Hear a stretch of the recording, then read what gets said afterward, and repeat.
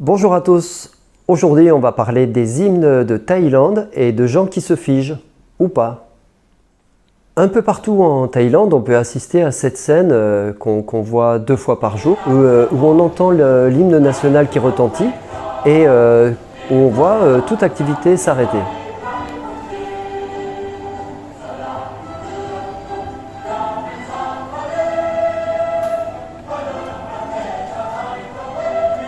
Alors pour comprendre ce phénomène, on va remonter un peu dans le temps pour comprendre ce qui s'est passé. Et pour ça, on va remonter jusqu'à l'époque du roi Narai, Ayutthaya, un des plus illustres rois de l'époque, qui était en contact avec le roi Louis XIV. Ayutthaya, à cette époque-là, a des liens commerciaux et diplomatiques avec la France depuis plusieurs années. Et ces contacts entre la France et le royaume du Siam vont nous permettre d'avoir des archives, des documents, des chroniques qui vont être amenés par les témoins de l'époque. Parmi les diplomates en poste à Ayutthaya, le plus connu et le principal s'appelle Simon de la Loubère. Et dans ces archives, on va trouver un document qui est une partition de musique. C'est ce morceau qui sera un moment utilisé par le roi Rama V comme hymne royal. Alors ce qu'on peut noter ici aussi, c'est à la fin de la partition, ce séparateur qui est un Unalom, duquel j'avais parlé dans une vidéo sur les symboles sacrés de Thaïlande, et donc on retrouve bien mis en évidence ici. Et cet hymne restait officieux, la mode de personnifier un état ou un pouvoir par un morceau de musique n'était pas encore devenu universel, et c'est pour pallier à ce manque que 2 officiers britanniques vont introduire l'hymne de la reine Victoria, donc l'hymne God Save the Queen, qui va être adapté au Siam dans ses paroles et qui va être utilisé par le roi Rama V.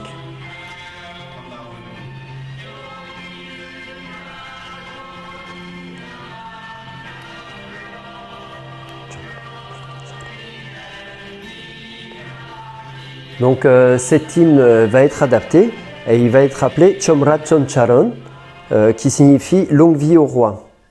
Alors, ça peut paraître surprenant, mais cet hymne, en tout cas cette mélodie de God Save the Queen, va être utilisée un temps par l'Empire germanique, et c'est toujours la mélodie de l'hymne national du Liechtenstein.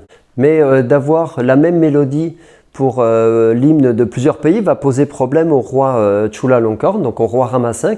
Lors d'un voyage à Singapour, il s'est rendu compte que l'hymne britannique, puisque Singapour était sous domination britannique, donc l'hymne britannique et l'hymne siamois avaient de fait la même mélodie. Et c'est là qu'un groupe de musiciens siamois vont sélectionner un morceau de musique qui avait été composé par le roi Rama II, donc qui était le grand-père de Rama V. Une composition qu'il avait faite à la suite d'un rêve. Rama II vit en rêve une lune flottante accompagnée d'une musique. À son réveil, il va donner cette musique à ses musiciens qui vont en faire un arrangement, et il va appeler ce morceau Bulan Luan Loi Pha, qui veut dire la lune qui flotte dans le ciel. Donc ici c'est intéressant de noter que c'est pas le mot thaï traditionnel qui est un mot d'origine sanskrite qui se dit Dungjan pour dire la lune qui est utilisé, mais le mot Bulan d'origine sanskrite qui se dit Dungjan pour dire la lune qui est utilisé, mais le mot Bulan qui lui est un mot d'origine malaise.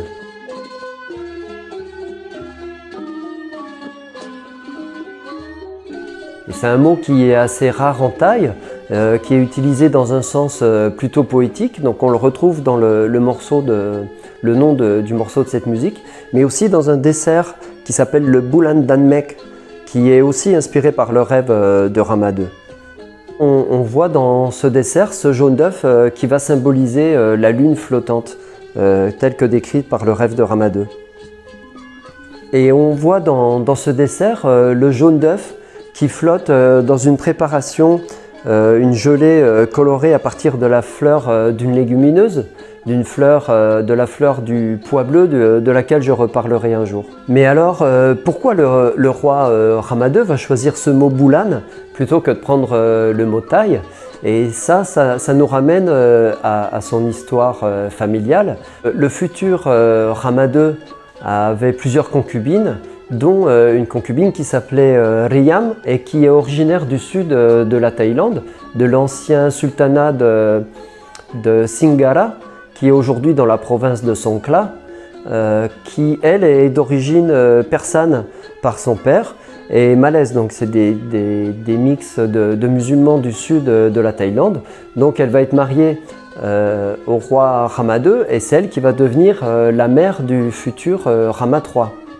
Et on peut facilement imaginer que ce sont ces racines persanes et malaises qui vont inciter le roi Rama II à utiliser ce mot Boulan à la place du mot Thaï pour dire la lune. Cette concubine va devenir plus tard la princesse Sri Sulalai. Je reparlerai d'elle quand je ferai une vidéo sur le curry Massaman. Mais revenons à cet hymne Boulan Loi Luen. Et c'est en 1871 que le roi Rama V, le futur roi Chulalongkorn, demanda à un chef d'orchestre hollandais d'arranger et de moderniser, et pour tout dire d'occidentaliser, ce morceau de musique thaï. On retrouve par ailleurs le nom d'un compositeur russe dans l'histoire, qui selon certains chercheurs serait le maître d'œuvre de ce désormais hymne royal, qu'on connaît aujourd'hui sous le nom de Sansoen Prabarami, qui signifie louer son prestige. Alors, depuis le début du XXe siècle, c'est un hymne qui est joué à chaque fois qu'apparaît un membre de la famille royale. Et c'est cet hymne durant lequel les spectateurs sont censés se lever, par exemple dans une salle de cinéma ou dans un concert. Donc c'est un morceau qui va être joué avant le début du spectacle. Et depuis plusieurs mois, on voit apparaître un phénomène où les gens refusent de se lever à ce moment-là. Et ça va entraîner pas mal de polémiques. Il y a quelque temps, un royaliste va asperger d'eau un couple de spectateurs qui étaient devant lui au cinéma et qui refusaient de se lever.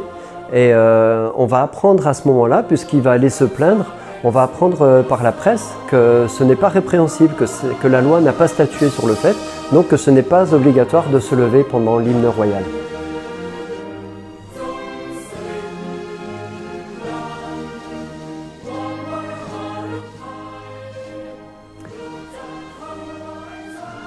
De fait, cet hymne royal va jouer le rôle d'hymne national jusqu'à la Révolution de 1932, où là on va avoir la création d'un hymne national qu'on va appeler le Pleng Chak Siam, qui deviendra plus tard le Pleng Chak Thai en 1939.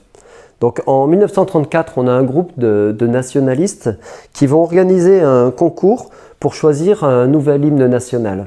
Donc ils écartèrent le Pleng Mahanimit, qu'ils jugeaient trop traditionnel, au profit de la mélodie d'un compositeur qui s'appelle Peter Fate. Alors Peter Fate, c'était le fils d'un immigrant allemand qui était déjà un musicien. Sa mère était une locale de la minorité Mon et son père avait déjà travaillé sur les arrangements de l'hymne royal sous Chulalongkorn. Peter Fate raconte que pour composer ce morceau, il s'est inspiré de Brahms et du rythme du tramway de Bangkok. Et la cadence militaire a dû plaire aux dirigeants de l'époque, puisque dans la Thaïlande fascisante de 1939, on va avoir ce parti nationaliste très fort au pouvoir. Et c'est lui qui, vous savez, qui va changer le nom du Siam en Thaïlande. Et c'est à la même période que Peter Fate va siamiser son nom en choisissant le nom de Prachenduriang, en reprenant un titre qui avait été donné à son père par Rama VI, un titre qui veut dire en gros quelqu'un qui est doué avec les instruments. Et c'est évidemment à la même époque que le Premier ministre Pebun Songkhan, duquel j'ai déjà parlé et dont je reparlerai, va imposer le fait de se lever pendant l'hymne national qui sera joué à la télé, à la radio et dans les endroits publics tous les jours, donc le matin à 8 h et le soir à 18 h. Et c'est cette tradition nationaliste qui est toujours en place en Thaïlande et qui est très largement respectée, pour ne pas dire intégralement respectée. Et voilà. Alors c'est quelque chose de très marquant pour les étrangers qui arrivent en Thaïlande, et il n'y a guère qu'on va voir continuer de marcher, continuer leurs activités alors que la Thaïlande entière se fige. Donc cette tradition est très respectée, en tout cas beaucoup plus que la tradition de se lever pendant l'hymne royal. C'est peut-être lié au fait que ça se passe en plein jour et qu'on a un contrôle social sur la chose. On va s'arrêter 5 minutes sur un petit point sur le vocabulaire, puisque le vocabulaire de l'hymne national a été écrit dans un langage qui est difficilement compréhensible même pour les Thaïs aujourd'hui. Nous, on va s'intéresser au deuxième mot qui est dans le titre et au dernier mot de l'hymne national lui-même. Donc le deuxième mot du titre, le mot chat, c'est un mot qui signifie nation en thaï, qui a très certainement été emprunté au khmer Chiet. Mais comme le khmer, le mot thaï désigne la nation, mais aussi la race et la descendance. Et ces deux mots proviennent d'un mot sanskrit, du mot jati, qui signifie naissance, renaissance en sanskrit, et qui désigne les castes en Inde. Le système de castes est très complexe en Inde et il est très difficile à appréhender par des étrangers. Ça vient aussi du fait qu'on n'a pas beaucoup de mots pour décrire ce système. On utilise un mot d'origine portugaise, le mot casta, qui signifie pur, donc qui fait référence à la pureté du système de caste. Mais on a un mot pour décrire deux grandes classifications qui sont très différentes.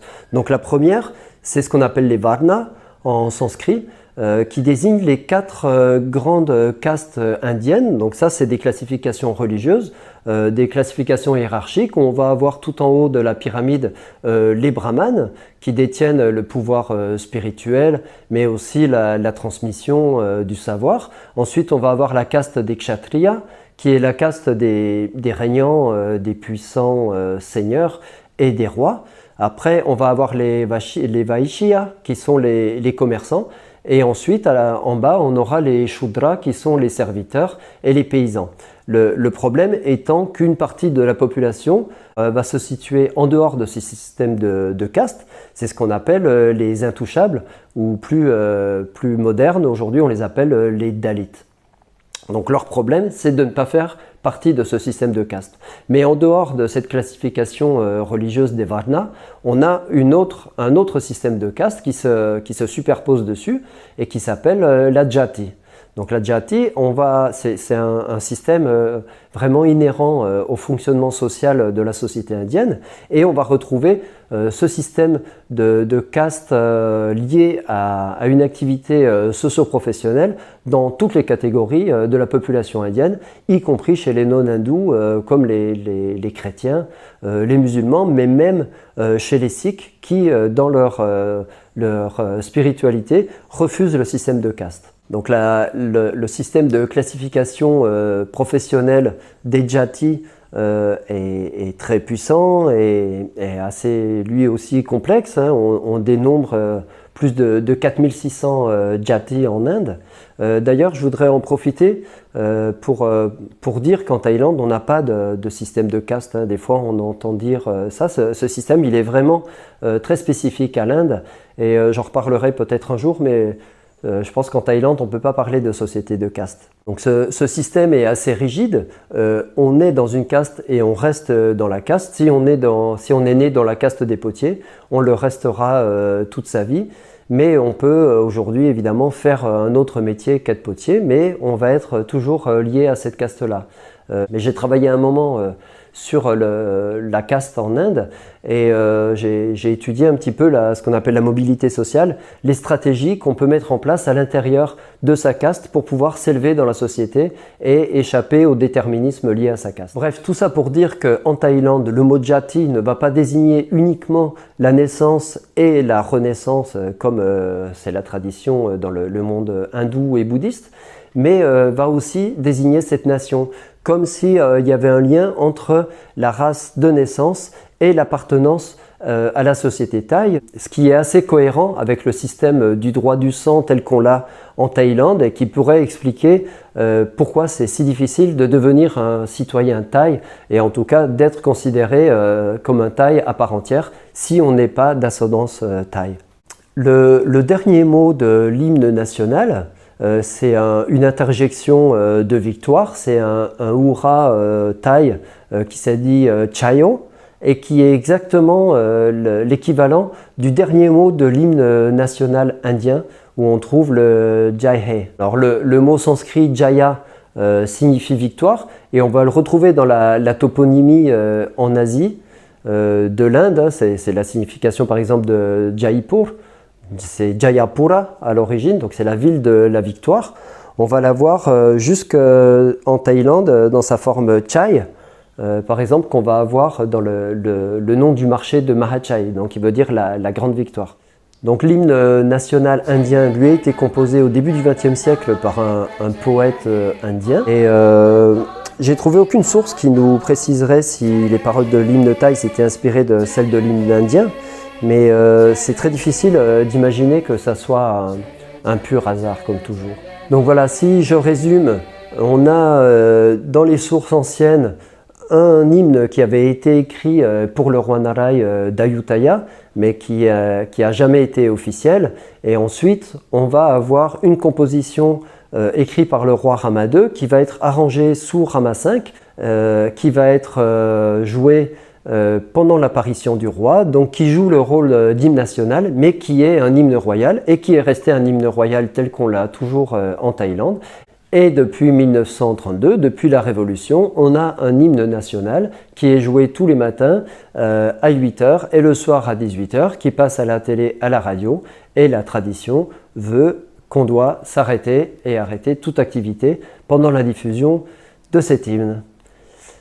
Voilà, merci d'avoir suivi cette petite vidéo. Comme d'habitude, likez, commentez. Et puis, on se retrouve très bientôt pour un autre sujet.